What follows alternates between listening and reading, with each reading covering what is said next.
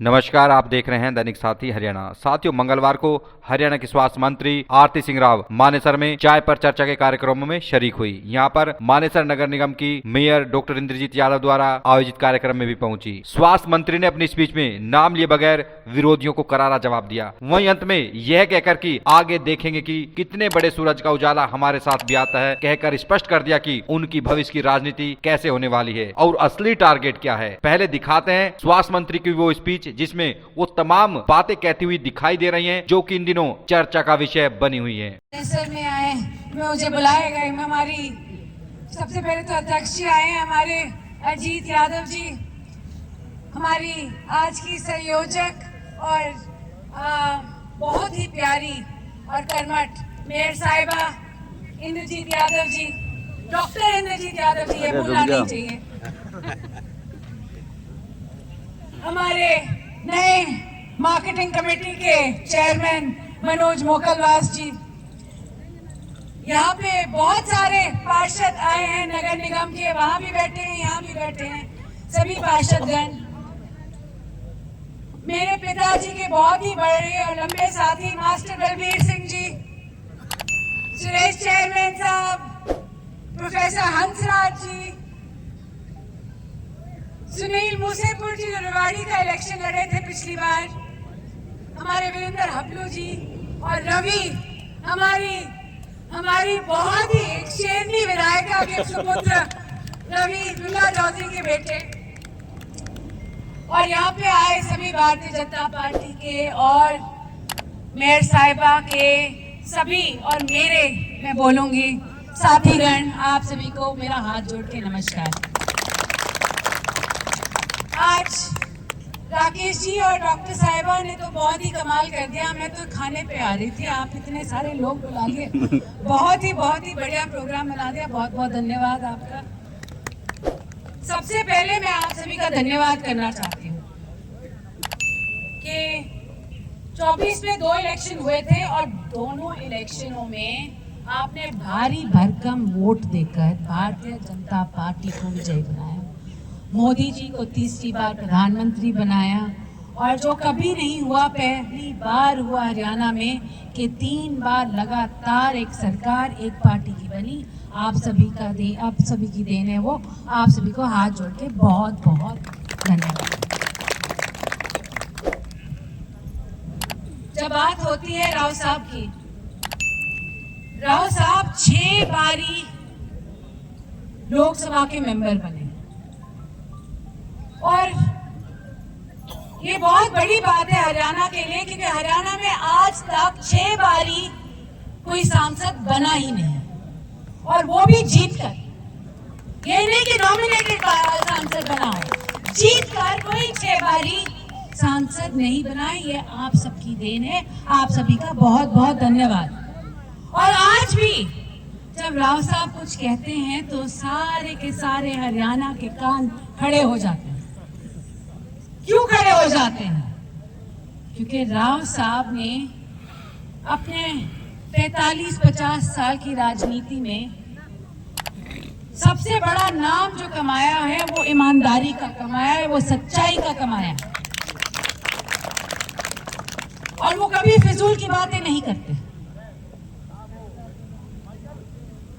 राव साहब हमेशा अपने लोगों के साथ, उनके सामने एक कवच बन के खड़े रहते हैं।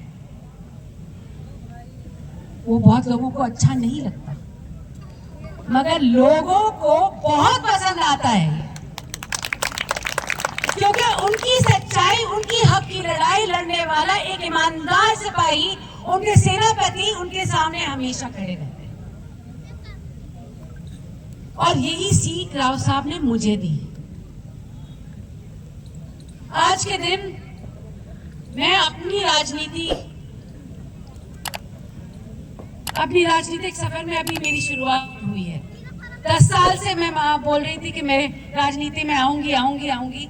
भारतीय जनता पार्टी का बहुत बहुत धन्यवाद। इस बार उन्होंने मुझे टिकट दी, मुझे विधायक बनने का एक मौका दिया, और उसके बाद मुझे मंत्री बनाया। बहुत बहुत धन्यवाद। पर जैसे अभी कहा उन्होंने कि आप अटेली की विधायक हैं, मैं तो कहती हूँ कि अटेली वालों ने मुझे वोट दिया, मुझे जिताया, उनका बहुत बहुत धन्यवाद। मगर पूरे इलाके की सरदारी आज के दिन उन्होंने मुझे आशीर्वाद दिया, इसलिए मैं आगे बढ़ी हूँ। आप सभी का बहुत बहुत धन्यवाद। और जो राव साहब ने हमेशा कही है कि जो अपने साथ लोग रहते हैं उनका हमेशा साथ देना चाहिए। और ये लोग अपनी रीढ़ की हड्डी होते हैं, और रीढ़ की हड्डी के बिना कोई इंसान जीवित नहीं रहता। ना सर चले है, ना गर्दन चले है, ना दिमाग चले। तो रीढ़ की हड्डी सबसे ज्यादा जरूरी हड्डी होती है इंसान की। और जब वो रीढ़ की हड्डी आपके लोग हों तो आपको कोई दुनिया की शक्ति रोक नहीं सकती। तो आप सभी का बहुत बहुत धन्यवाद कि आज के दिन आप राव साहब की रीढ़ की हड्डी बने हैं। और उनके साथ साथ जैसे मैंने कहा, मैं इस सफर में अभी शुरुआत है, मेरे को भी आपने मौका दिया है कि आपका साथ देने का, आपके लिए आपकी लड़ाई लड़ने का, आपकी हक की लड़ाई लड़ने का, सच्चाई की लड़ाई लड़ने का। और मैं ये मौका बिल्कुल चूकूंगी नहीं। उसके साथ साथ मैं बस आप सभी का धन्यवाद देना चाहती हूँ कि जब भी लोगों ने राव साहब का साथ दिया है, राव साहब के लिए खड़े हुए हैं, उसके पीछे ये जरूर है कि राव साहब ऐसे नेता हैं, मैं कहूँगी उनकी छवि इतनी साफ है, ऐसा कोई नेता शायद ही हरियाणा में कोई और होगा। राजा राव इंद्रजीत जिंदाबाद जिंदाबाद जिंदाबाद।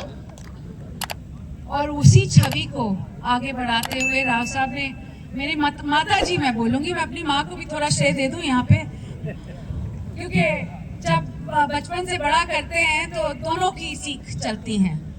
और हमेशा ये बोली गई मुझे कि आरती देख, तेरे जो परदादा थे, तेरे दादा रहे हैं, तेरे पिताजी रहे हैं, इन्होंने एक चीज कमाई है, वो है नाम और अच्छा नाम। और अच्छा नाम गंवाने में एक सेकंड नहीं लगता, मगर उसको बरकरार रखने में बहुत मेहनत लगती है। तो आज के दिन आपके बीच आरती आई है मेहनत करने, आप सभी का साथ देने, आप सभी यहाँ आए हैं मेरी बात सुनने, आप सभी का बहुत बहुत धन्यवाद। विकास और उन्नति का रास्ता आगे है, हम साथ साथ चलेंगे और आगे देखेंगे कि कितने बड़े सूरज का उजाला हमारे साथ भी आता है। धन्यवाद।